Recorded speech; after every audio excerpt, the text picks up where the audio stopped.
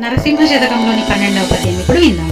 పసరంబు పంజైన పశుల కాపరి తప్పు, ప్రజలు దుర్జనులైన ప్రభుని తప్పు, భార్య గయ్యాలైన ప్రాణనాదుని తప్పు, తనయుండు దుడుకైన తండ్రి తప్పు, సైన్యంబు చెదరిన సైన్యనాదుని తప్పు, కూతురు చెడుగైన మాత తప్పు, అశ్వంబుదురుసైన నారోహకుని తప్పు, దంతి మదించ మా వంటి తప్పు, ఇట్టి తప్పులెరుంగక ఇచ్చవచ్చినటుల మెలగుదురిప్పుడీ యవని జనులు.